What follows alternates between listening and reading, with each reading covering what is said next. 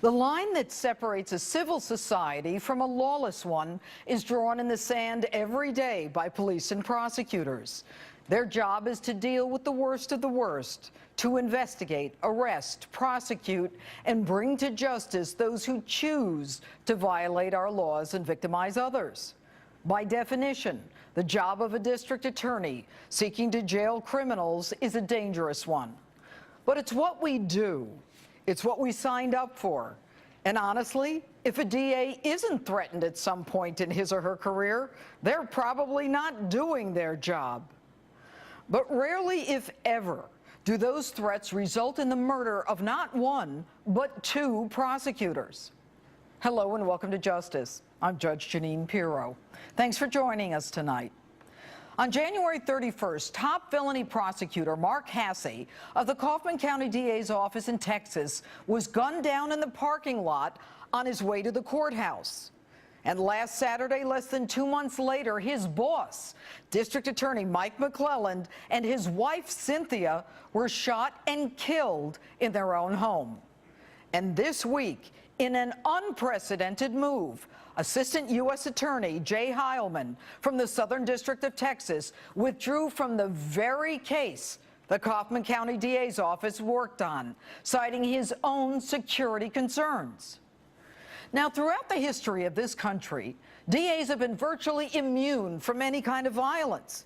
Even the bad guys have rules, a moral code that you just don't kill certain people.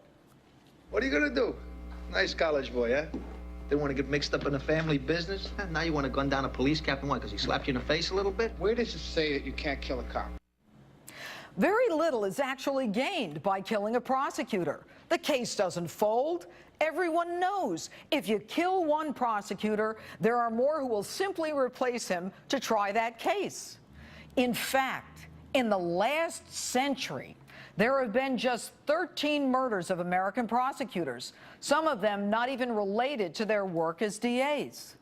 Yet in places like Mexico, Colombia, and Sicily, violence against law enforcement can be a daily fare. The murder of police, prosecutors, and judges is a way of life, a way to rule the courts, a way to control the criminal justice system. The message is an unmistakable one. Don't mess with us. So why is this happening in the United States now?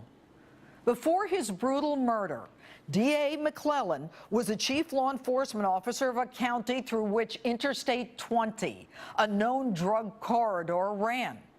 His office was also part of a statewide drug task force whose efforts culminated in the indictment of 34 members of the Aryan Brotherhood of Texas. It wasn't the first time this DA McClelland had battled the Aryan Brotherhood. At the end of last year, he won a conviction where 2 life sentences were meted out. And a statewide bulletin had been issued to law enforcement officials, including Kaufman County, that the Aryan Brotherhood was planning retaliation after that indictment. So to many, it would seem probable that the recently indicted Aryan Brotherhood, whose members have a history with Kaufman County and DA McClelland, are responsible. Now, to most of us, the Aryan Brotherhood, Texas or anywhere else, is simply a violent, white, supremacist, racist gang. So is this about racial hatred? I see something different. I see and I think that white supremacy has very little to do with these murders. When you peel back the layers of the onion and actually read the federal indictment against those 34 members of Aryan Brotherhood, Texas, the charges are racketeering. Okay, an organized crime, white supremacy gang charged with racketeering, but why? Peel back again. These individuals are charged with murders, attempted murders, kidnappings, assaults, and conspiracy. For what? Conspiracy to distribute methamphetamine and cocaine. What's that got to do with white supremacy? Maybe it has nothing to do with white supremacy. Maybe the Aryan Brotherhood, Texas, has changed its original mission. Maybe this is about business and not ideology. Maybe this is about turning a profit. Now, I'm not the first person to think this up. Here's one of my favorite shows. 30 kilos of uncut Colombian cocaine.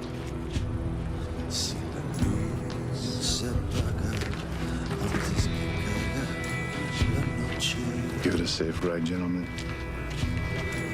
We'll be up in a few days to check on the operation. The National Gang Intelligence Center says the Aryan Brotherhood works directly with the Mexican cartels to protect the cartel's smuggling routes, to collect debts, transport illicit goods, and execute rival drug traffickers. And declassified FBI papers identify the Aryan Brotherhood Texas as hitmen and narcotics traffickers for the Mexican drug cartels. One Aryan Brotherhood leader just recently admitted to bringing hundreds and hundreds of pounds of methamphetamines into Texas for the Mexican drug cartels. Clearly, there's more to this than white supremacy. Is it possible the Mexican drug cartels are moving into the United States and enforcing justice the way they do in their own country? Is it possible that the murders of these prosecutors was part of a message that the line in the sand between a civilized and lawless society has been erased?